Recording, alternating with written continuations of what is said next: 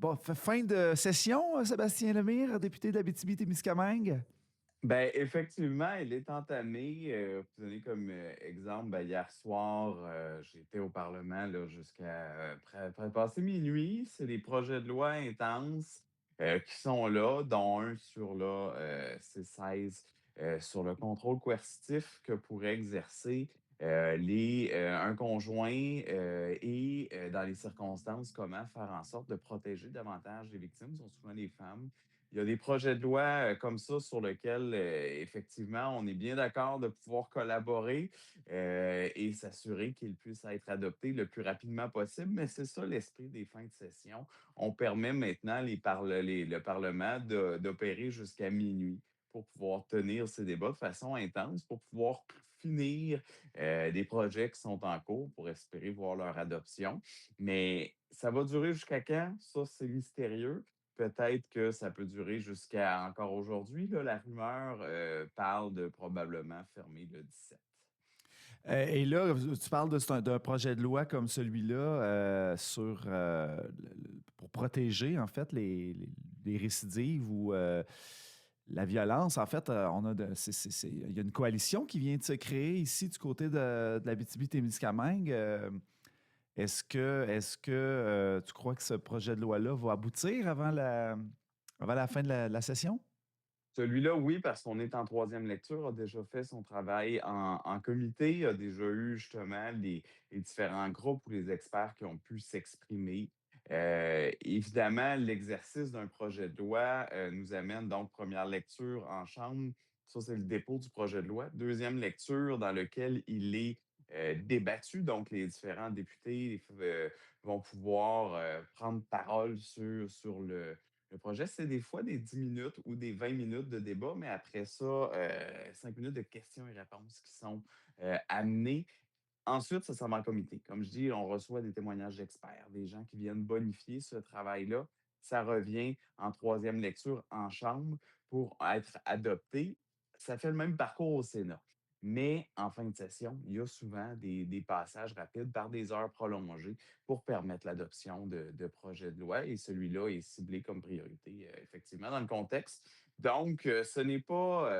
Tu sais, il y a des éléments sur lesquels, évidemment, on s'entend, sur lesquels il faut que les projets de loi soient adoptés le plus rapidement possible. Ce qui est choquant aussi dans une fin de session, c'est que ce n'est pas juste les projets de loi qu'on veut voir adoptés qui sont mis de l'avant et il y en a d'autres, comme celui sur la mise en application du budget, comme C30, qui amène des dispositions, notamment qui va favoriser des projets comme Alto qui va avoir un impact assez catastrophique sur nos producteurs agricoles, notamment parce qu'ils vont être localisés. C'est plus de 500 fermes juste au Québec, dans le tronçon québécois, qui sont menacées, 1500 propriétés par ce tracé-là.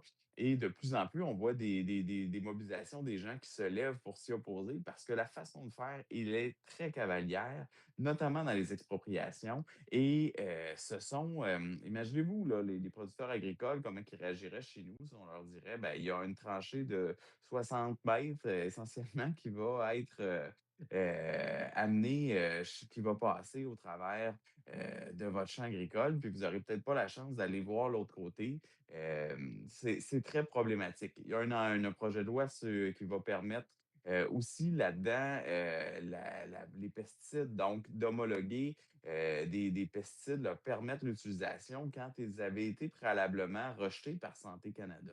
Donc, on se questionne aussi sur la volonté de la ministre de réellement faire sa mission, qui est de protéger la santé de la population lorsque, justement, des pesticides qui avaient été rejetés, ben là, finalement, pourraient être permis d'être utilisés. C'est aussi des choses comme ça qui nous questionnent dans un contexte aussi dans lequel ben, la question est amenée. Est-ce qu'on est en récession? On sait que l'économie canadienne va moins bien, que les promesses de Mark Carney ne se sont pas réalisées. Ben là, est-ce qu'on est en récession? En récession technique, évidemment. L'important, c'est pas tant de prouver ça, selon moi, mais de constater qu'effectivement, ça va moins bien. Qu'un des secteurs dans lequel on le constate, ben, c'est l'industrie forestière. On l'a vécu avec Amos, on l'a vécu avec Arbec, évidemment. Et c'est l'absence de solutions qui sont mises de l'avant par Mark Carney, le gouvernement libéral, pour maintenir les emplois notamment. On a proposé il y a plusieurs mois, puis je l'ai parlé à l'antenne, comment des solutions comme les subventions salariales ou pouvoir agir avec une aide financière pour les droits compensateurs aurait pu faire la différence. Ben, c'est pas les choix qui ont été faits et on se retrouve dans des situations où l'économie est beaucoup plus précaire. On a refusé encore une fois, malgré la recommandation du CRTC, de taxer les géants du web et même que Mark Carney a décidé de dire non, non, non seulement on ne vous taxera pas, mais on va augmenter les taxes et les impôts des Canadiens pour pouvoir pallier. Bon, la bonne nouvelle, ça va être aidé à créer du contenu, mais quand même, là où est l'argent, dans les poches essentiellement des Américains qui font des profits là-dedans, ben, on a refusé d'aller par 3 fois là, du côté de Mark Carney. Mais ça serait quoi le risque? Et puis là, là tu as comme nommé cinq projets de loi. Je peux pas poser de questions pour chaque élément, mais Désolé. le dernier, non, non, non, ça va. On n'a pas beaucoup de temps, effectivement. Mais ça serait quoi le. Tu sais, je pense à l'oléoduc, là, d'utiliser les espaces là, déjà utilisés par Hydro-Québec, par exemple, au lieu de tout refaire une bande, ou encore, ça serait quoi le risque de, par rapport aux grands médias et aux grands réseaux qui monopolisent en fait les médias de leur charger un peu plus cher? C'est quoi le risque réel? Ben ça, moi, je le comprends pas, ce volet-là. Je pense qu'effectivement, ceux qui font, leur argent, leur profit sur, la culture et sur le contenu canadien devraient être capables de pouvoir, comme tout le monde, de payer des taxes et des impôts. Donc c'est une occasion qui est ratée, de ce côté-là et on y est opposé. Quand tu parles aussi, d'utiliser les emprises d'Hydro-Québec, c'est pas, quelque chose qui est utilisé pour la création de pipelines, mais effectivement, il y a beaucoup de secrets dans les grands projets d'intérêt national, donc de Mark Carney, et cette culture-là qui fait en sorte qu'un projet d'intérêt national est choisi par le conseil privé et ça va lui donner énormément de droits qui vont passer par-dessus les droits environnementaux, notamment celui du Bureau d'audience publique en environnement. Je me permets de faire un lien là-dessus sur l'impact que ça peut avoir chez nous. Un projet qu'on connaît très peu, qui n'est pas vendu encore, mais qui existe, c'est Marinvest. Et j'ai assisté à une séance d'information là-dessus à la SAR la semaine dernière. Et il y a deux tracés potentiels, hein. Un qui passe au sud d'Amos, un qui passe au nord. Moi, je ne m'attends pas à ce qu'on concrétise celui du sud parce que c'est l'ancien gazoduc, mais ça passe effectivement dans des terres agricoles, des terres forestières, sur des territoires de camps de chasse et autres. Puis quand je dis cette enclave de 60 mètres, là, c'est là qu'on est pour pouvoir avoir un impact qui est sur la faune, qui va tout détruire là, sur le passage, et non qui n'utilise pas les emprises comme celle d'Hydro-Québec. Donc, et nous, on n'a que les désavantages de ça, là. Imaginez l'industrie minière, qu'est-ce que ça peut impacter et tout. Donc, c'est le genre de projet sur lequel on se dit, ah ben non, mais il faut investir l'exploitation de nos ressources naturelles parce que Donald Trump est méchant.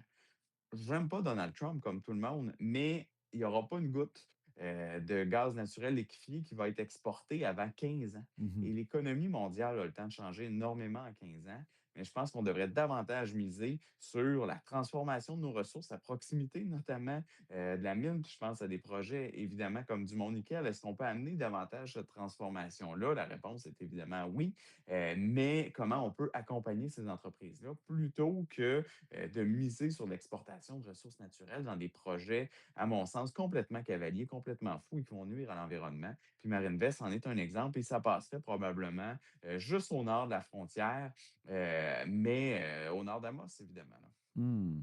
La frontière, je parle avec le nord du Québec, là, le 49e parallèle. C'est à cet endroit-là qu'on verra un pipeline avec la trachée de 60 mètres, mais avec toutes les conséquences que ça peut avoir, évidemment, sur notre développement socio-économique, mais la biodiversité, l'environnement et autres, mais sans nécessairement créer d'emplois, chez nous, puis encore moins d'emplois durables. Mmh. Ben, je serais curieux ouais, on n'a pas terminé de l'entendre, puis effectivement, il faut réagir tout de suite avant que même que le projet soit adopté, puisque il peut y avoir du temps aussi qui se passe entre la construction de tout ça et l'adoption, là. Mais Sébastien Lemire, c'est l'été qui s'en vient. Est-ce qu'on se reparle, nous, ou c'est pour toi, c'est la dernière chronique de la session? Ben, ça me ferait plaisir qu'on puisse, se reparler, parce que cet été, effectivement, va me donner plus de temps pour être, en région. L'année a été plus prenante à Ottawa que je l'aurais voulu. Dans bien des cas, on est, comme 22, maintenant 21 députés au bloc. J'ai 2 comités, les comptes publics, qui m'amènent quand même à pouvoir parler beaucoup de la région et des programmes, comment l'argent se rend pas en région, souvent parce que les programmes ne sont pas construits pour ça. Au niveau de l'agriculture également que je siège, donc parler de nos, défis régionaux, de ce côté-là. Mais là, j'aurai la chance de me reprendre, notamment évidemment nos festivals, nos attractions touristiques, vont faire partie de mon été et évidemment, rattraper, plusieurs rencontres, qui ont été moins, faciles à réaliser dans les derniers mois. Fait que c'est ce qui s'en vient devant moi. Si ça peut être par un repassage, évidemment, dans les studios, de Radio Boréal, ça va me faire, plaisir, Bruno. Ben oui, il y a beaucoup de sujets à développer, effectivement, qu'on n'a pas le temps nécessairement en 8 minutes dans la chronique. Puis merci d'avoir pris le temps ce matin, malgré cette folie-là de fin de session, pour nous parler. Sébastien Lemire, député de la BTB-Témiscamingue. Et on te souhaite une bonne fin de session, puis on souhaite te voir ici bientôt. Merci, puis à bientôt et là, ben, je pense être un des premiers à pouvoir commencer à souhaiter bonne fête nationale si on ne se reparle pas d'ici là. À Excellent. bientôt. Merci.